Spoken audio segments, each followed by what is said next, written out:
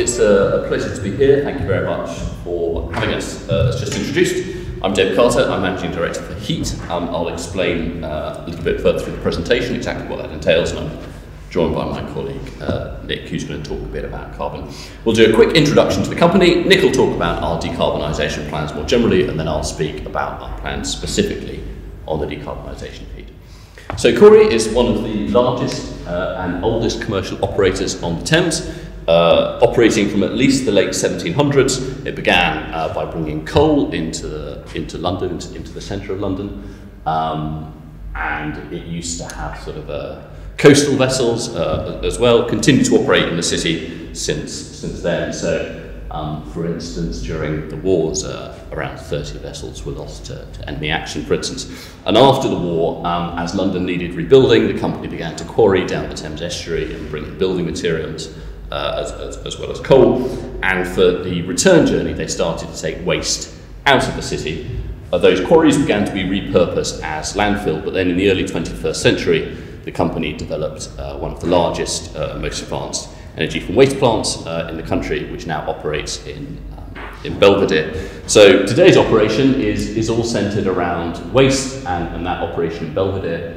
So waste is collected at transfer stations up the Thames, so the furthest upriver is at Wandsworth, and you've got Battersea, City of London, Canary Wharf, and a new site is being developed in Barking at the moment. That waste, which is taken in standardised shipping containers via those transfer stations, is processed at the energy from waste plant, and then the bottom ash is taken for recycling as aggregates for construction materials. In Tilbury, we operate 60 plus barges, around 7 tugs to move those up and down the river. We also have ship repair yards in Gravesend and a shipyard in Charlton as well. So a lot of history combined with the river. Yeah, thanks David. So we also are investing in our river-based skills. We have a proud history of employing apprentices within our Lightridge team at Corey.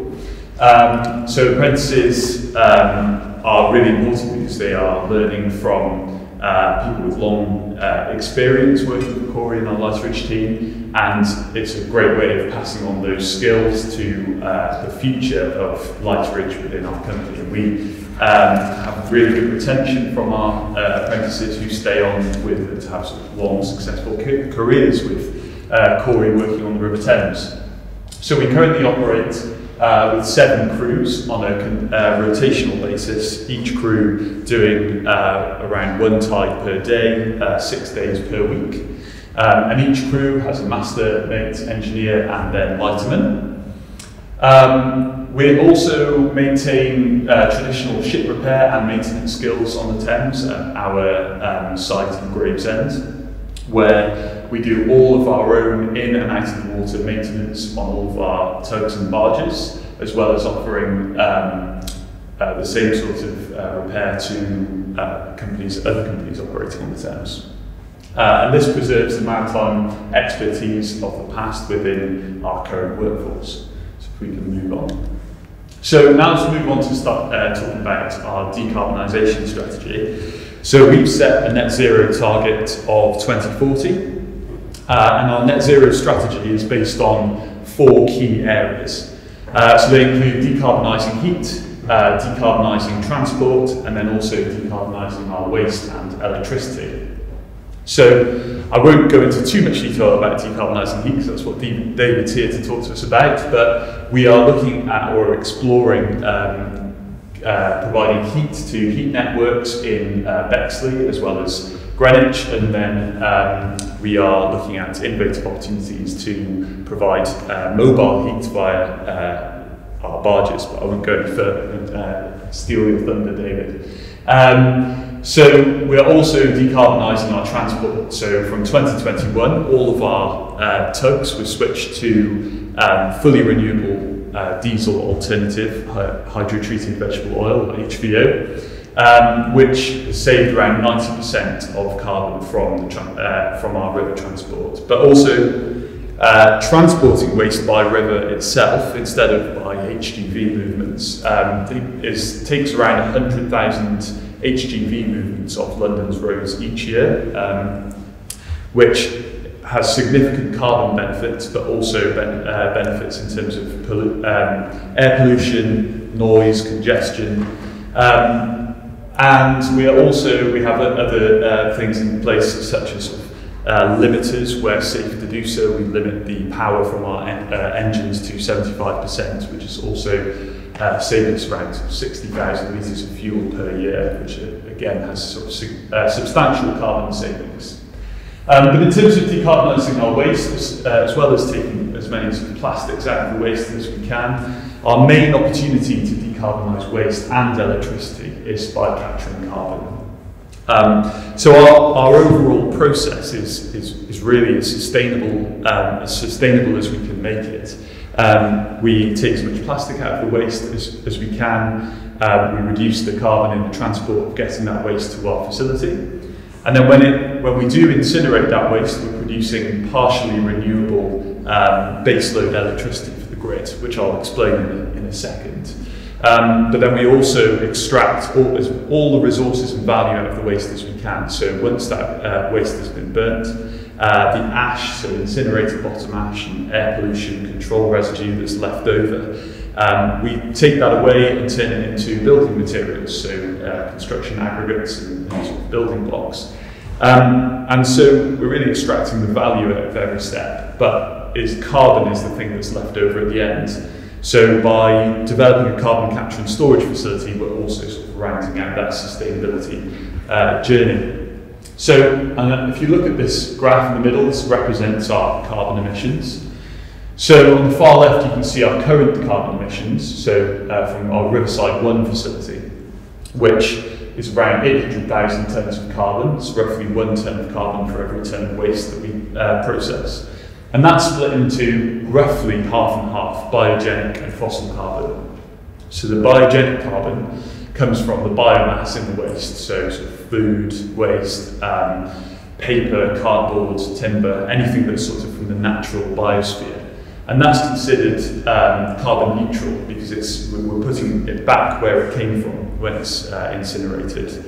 Whereas the fossil waste, which is the other half, or anything that's plastics or oil derived, is considered a net addition to the atmosphere. So when we have our Riverside 2 facility, that'll be an extra sort of 650,000 tonnes of waste and carbon. However, once we build our carbon capture and storage facility, the fossil carbon will be removed, so that's sort of neutralised or goes to zero. And the biogenic carbon, when we capture that, will actually make us carbon negative because that carbon that would have been in the natural biosphere is now being buried in the geology, in the deep earth, and will be buried for sort of millions of years. However, there will still be some actual emissions going into the atmosphere from, because we'll only capture around 95% of the carbon dioxide or a bit more. And our operational emissions, so from river transport and our shipping, will increase slightly. But overall, we will be carbon negative. So if we can move on. And again. So this is a sort of architectural rendering of our future site, but you can see here in the middle is Riverside 1, our currently operational energy from waste facility. And right here in the foreground as well, you've got our existing jetty where our tugs and barges come in and out, bringing waste in from London boroughs. In the foreground here, you can see Riverside 2, which is currently in construction and should be operational by 2026. In the background there, you can see our proposed carbon export jetty going out to a carbon export vessel, which again I'll come on to in later slides. And then in the background, you can see our future CCS site. So it's a bit in the distance there, but you can see it kind of sprawls back and is almost as big as these two facilities put together in terms of land area for the carbon capture process. So again, we move on. So the end-to-end process of carbon capture. So we'll be capturing the carbon from our flue gases when we incinerate waste, in terms of redirecting that gas off the flue, and then that will go into the carbon capture facility, where it will be sort of liquefied and compressed, and I'll come on to that process a bit in a second. Then it will be exported onto purpose-built liquid CO2 carrier vessels, which will take it down the Thames, out around East Anglia in Lincolnshire, up to the Humber estuary and the Port of Birmingham, where it will be injected into a receiving terminal and then taken out via sort of part of a new pipeline and then an existing pipeline out into the North Sea, where it will be buried in disused natural gas fields. You can see along the top our different partners. So for the actual carbon capture process on site, we're partnering with Shell and Technip Energies, which have a long history of working together on carbon capture projects worldwide. Shell provide the solvent technology that actually does the capturing of the carbon, and Technip design the facility and how it all works together. We're in the process of looking at our sort of operating models for our shipping, so we don't have a partnership there yet. But we are partnering with Viking, the Viking CCS cluster, for the transport and storage of carbon dioxide, and with key partners BP, Harbour Energy and associated British ports. So, why would you capture carbon?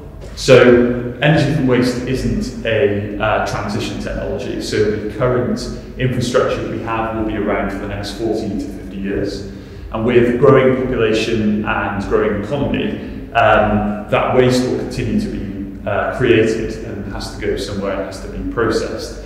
And by burning it, we can produce basically electricity, but by capturing carbon, we can create genuine carbon removals, as I've mentioned before. We also have a UK emissions trading scheme coming in 2028, which will energy from waste will be included from 2028, which will increase the cost of processing domestic residual waste, or all residual waste, by around 50%, particularly for local authorities, because it effectively puts a tax on the fossil carbon within the waste stream. So if we can capture the carbon, we can minimise that cost as much as possible. We also have deliverability, so our proximity to the River Thames gives us a really unique opportunity, particularly in London, to decarbonise and also provide genuine carbon removals. And also achieving our own net zero targets, but also making a really meaningful difference in the context of UK net zero targets. So by capturing the carbon we will be capturing, we will be representing almost 1% of the reduction required under the UK's 6th carbon budget, and around 38% of the reduction required under London's carbon budget for 2028 to 32. So we'll move on. So the actual capture technology and the capture process, so there's going to be a lot of clicking on this one. So we'll start there. So we're going to represent the journey of a sort of CO2 molecule from being coming off the flue gas when we burn the waste, down to actually being buried in the ground.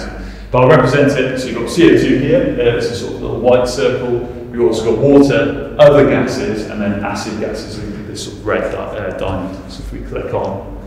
So you've got our current business as usual, where we are burning waste, and those flue gas emissions are going out to the atmosphere. Click on again. So we are exporting electricity, and we're also looking at exporting heat. And then once that carbon has been redirected, it'll be directed into what's called a direct contact cooler, where these other all the gases will go through a solution which extracts the acid. It sort of reacts with it and neutralises those acid gases. And the rest of the gases pass through and come in contact with the contact cooler, which condenses out water. So then the remaining gases, including carbon dioxide, then are directed into what's called the absorber column.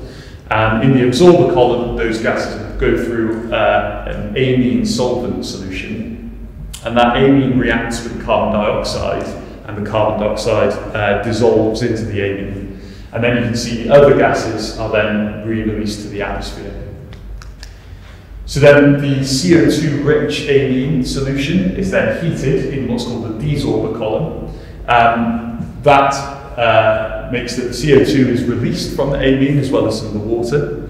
And if we click on again, the heat is delivered from the energy from waste facility through a back pressure turbine, which maximises the electricity that we can produce through the process. and we click on again. Once that amine has been heated and releases the CO2, that amine is recovered and continuously reused. Once we've got our carbon dioxide and water that's still sort of water rich, that will get compressed, and then you click on.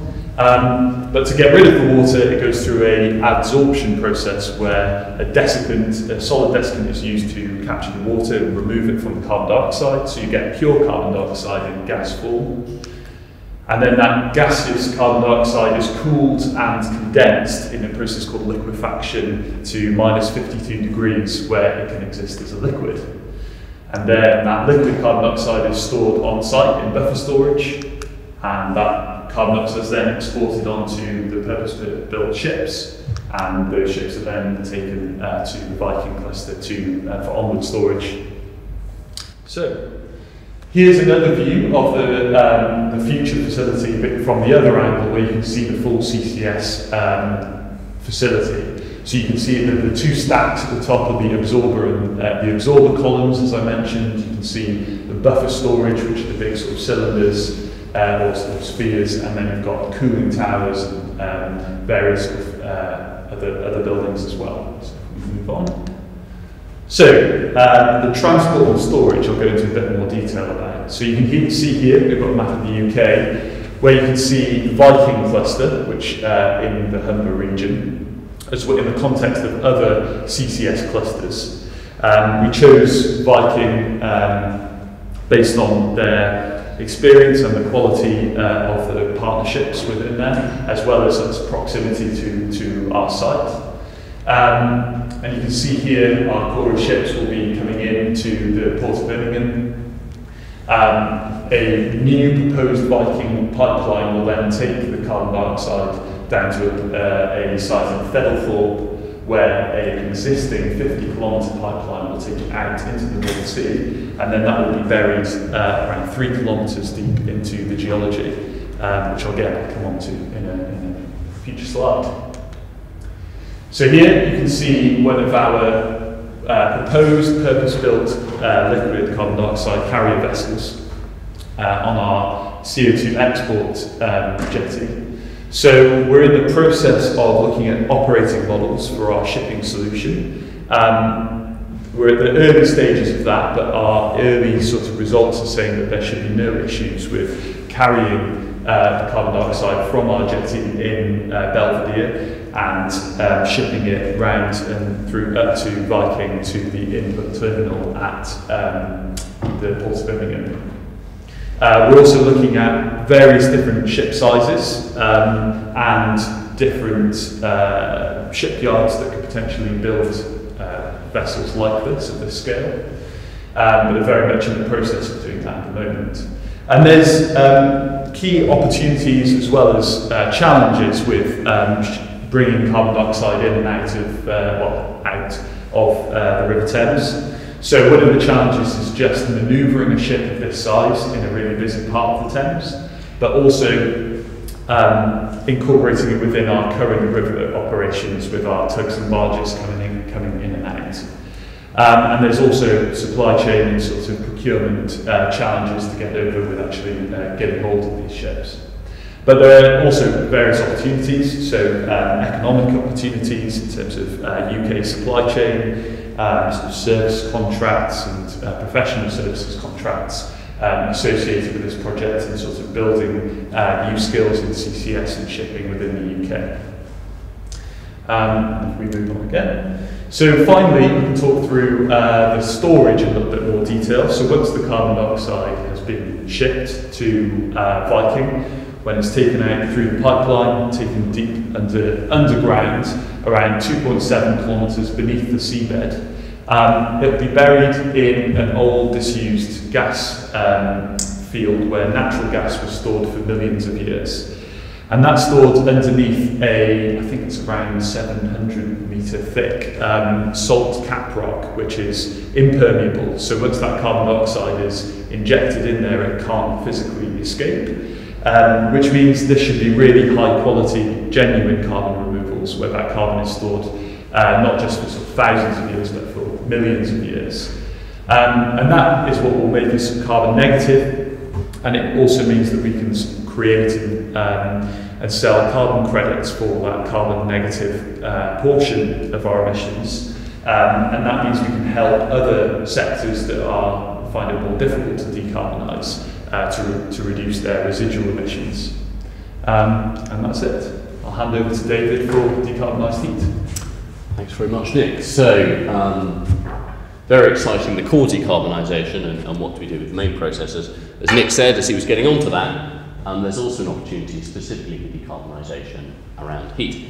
So at the moment, our AFW facility and the new one that's under construction will principally export electricity, but they will also have the capacity to export a significant amount of heat. Those who follow decarbonisation as a challenge in the UK are probably aware that that's a major issue. Just over a third of our territorial carbon emissions are down to heat. And it's slightly ironic, we burn a lot of natural gas in our homes and our businesses in order to heat them. At the same time, we have huge amounts of effectively waste heat that's available. It's just in the wrong place. And Corey's facilities is an example of this. As Nick mentioned briefly, we are looking at local opportunities to export heat by insulated pipeline, which is a tried and tested technology done sort of all over the world, especially in Scandinavia. But we're also looking at moving heat in thermal batteries mounted on barges. So what is a thermal battery? It's you can think of it by an analogy to an electrical battery, but whereas an electrical battery stores energy as electricity, these store energy as heat. Our technology partner Sunamp have developed a suite of phase change materials which are stable for the long term as a way of trapping that heat. So if you've ever been skiing or to a stadium, sometimes you get hand warmers which you can squeeze and they seem to release heat out of nowhere. And that's because they're releasing the heat that's the latent heat that's trapped in the phase change between a solid and a liquid. The classical way of storing a lot of heat, if you want to get a lot of heat into a small area, is to make something really, really hot.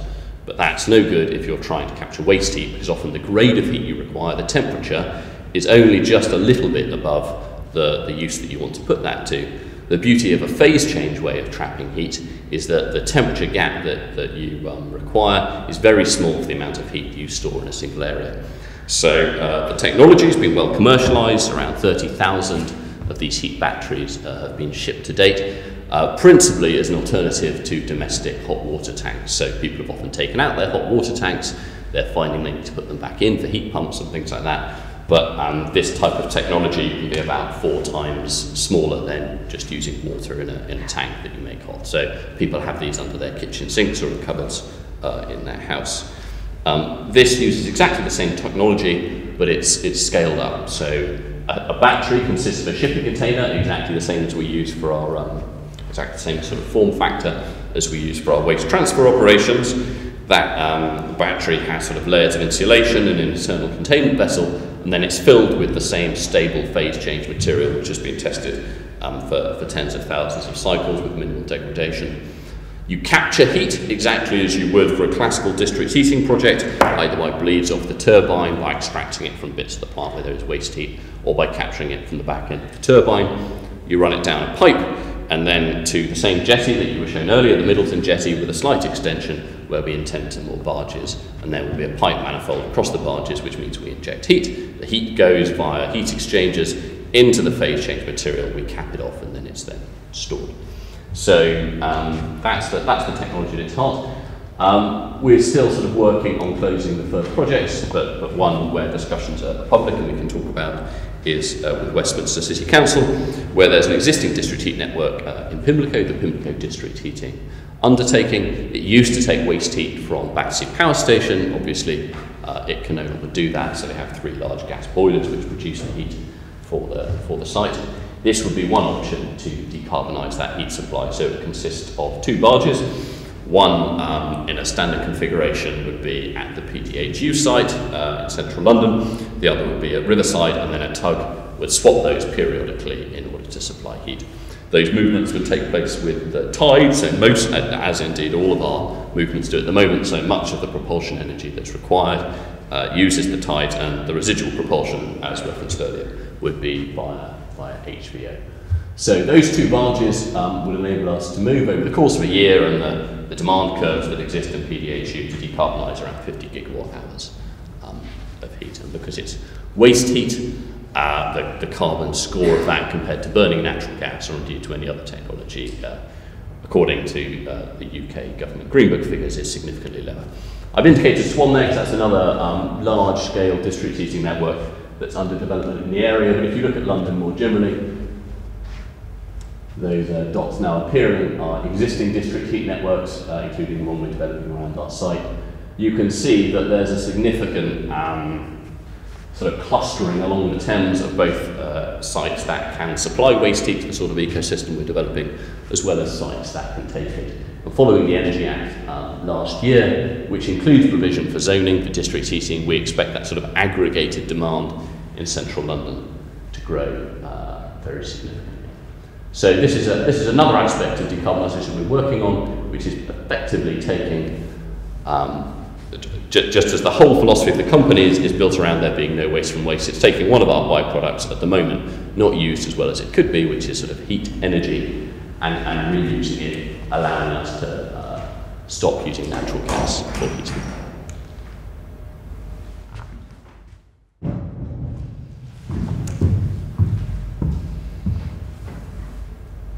Wow, thank you very much. Great ecosystem, many innovations within that. What do you think are going to be the biggest challenges, be they for communities or for the marine maritime environment, as you deliver this in the next decade or so? I can start. I think from the marine perspective, I think as I mentioned a little bit in the slides, is actually bringing those sorts of vessels into the Thames from the carbon export perspective. So, like I said, manoeuvring such large vessels within the Thames, but also integrating it into our own river operations, but also then within a very sort of busy part of the Thames, really. But then, sort of beyond that, the challenges from a carbon capture perspective is that it's fairly new technology, particularly at this scale, which comes with all its own challenges in terms of particularly costs, but also sort of development, confidence, and things like that. So yeah, there's lots of challenges, but lots of great opportunities as well that we're working through. And it's a really great opportunity to actually achieve net zero for ourselves, but also contribute to at sort of genuinely at the UK's level, we'll be on the map in terms of decarbonisation, which is pretty exciting. Brilliant, thank you. I suppose I break down challenges into two categories. At a technical level, the beauty of what we're doing is that every segment of it, the exporting heat, the capturing of the thermal batteries, movement via barges, discharge of heat, every segment of that is very well proven, understood, it's been done all over the world many, many times. But you're bringing them all together and working through how all of those interact is going to be the chief technical challenge. The good news is Corey is across many of those bits. We are both a power company and a marine logistics company. We have experience developing new projects. So I think we're well placed to overcome those challenges, but they exist nonetheless. Then you've got the commercial challenges that exist, which are, as I alluded to, a lot of these district heat large demand centres in the middle of London are only starting to come together now, and we need to sort of put together the supply arrangements together with those as they're just starting up. So in any sort of infrastructure sort of project financing type arrangement as these are, you need all the things to come together commercially at exactly the same time, and so that's a sort of, if you like, a commercial choreography challenge. But exactly as Nick said, the opportunities that sort of come with that are enormous. I mean, both within London, it's been forecast that around 40% of London's heating will need to come via district heating, but the challenge is finding enough heat to input into that system. This supplies a really effective solution, and I should say there's all sorts of scaling opportunities as well, and chances to build a UK supply chain. So there are a number of other locations around the UK where you've got historic clusters of heat demand and heat supply that could be moved using barges. And then also you've got lots of other sites around the world that have exactly the same fundamental profile, and this is all being built on UK technology and expertise, so opportunities to grow beyond it. Sounds absolutely fantastic. Thank you very much.